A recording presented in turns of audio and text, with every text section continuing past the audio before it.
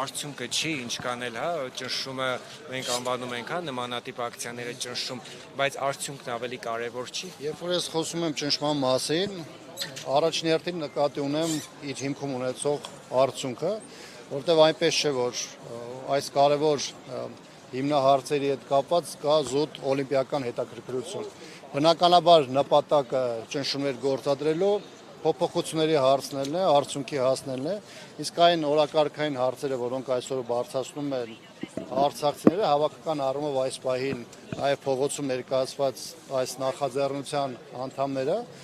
դրանք վերաբերում են ոչ միայն Արցախի եւ արցախցիների կենսական խնդիրներին, այլ ուղիղ առնչվում են Հայաստանի եւ Հայաստանի անվտանգության հետ, որովհետեւ մի կողմից խոսվում է արցախցիների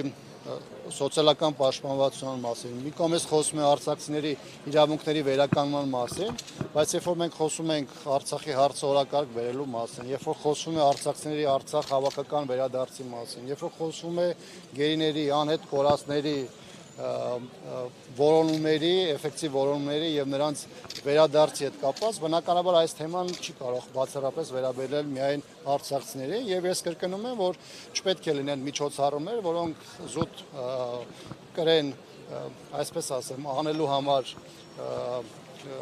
նշանակություն, այսինքն գլխավոր խնդիրը այստեղ արդյունք ապահովելն է, ինչը նշանակում է, որ դա պետք է ունենա քայլերի հաջորդականություն եւ դա կոնկրետ պետք է ունենա արդյունքի ակնկալիք։ Որն այս պահին կարծես թե արդյունք ապահովել, նկատի ունենք, որ իշխանության օրակարգը փոխվի, թե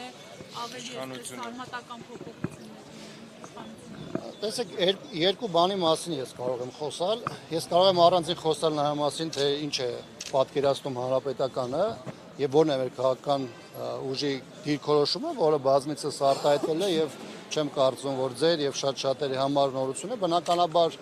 արտաքին քաղաքական օրակարգային ինչ որ այսօր ներկայացնում է Հայաստանի իշխանությունները, դրանք հայ ժողովրդի շահերը չեն ներկայացնում, չեն ծառայեցվում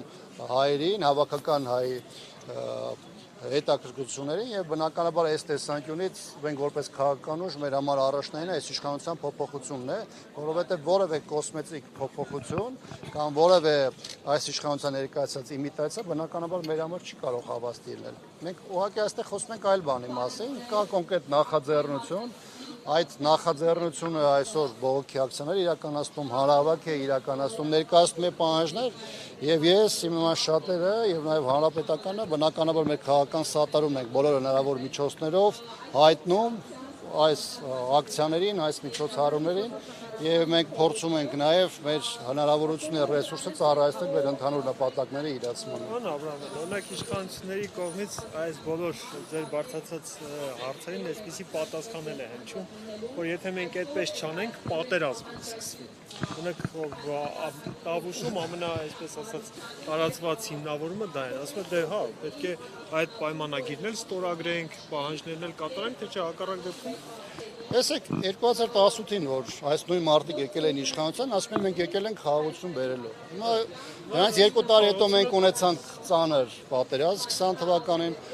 21 թվականին, երբ որ ընտրությունից առաջ այս ուժը հայտարարում էր, որ խաղաղության դարաշրջան է բացում, դրանից հետո մենք տեսանք Հայաստանի Հանրապետության տարբեր հատվածների նկատմամբ օկուպացիա, Գեղարքունիքից սկսած, վերջացած Սյունիքով, Վայոց ձորով։ Հիմա այս նույն իշխանությունը, որը իր կառավարության ծրագրում, իր նախընտրական ծրագրում գրել էր արցախցիների ինքնորոշման իրավունքի մասին, հիմա հայտարարում է Արցախի ադրբեջանական լինելու մասին։ Այնպես որ այն ինչ որ ասում է այս իշխանությունը, նպատակ ունի այդ իրավիճակում իր համար որոշակի շահեկան դիրքավորում ապահովել, փորձելով նաև փողոցը ցրել, մարդկանց ապացիա տանել, հիասթափության տանել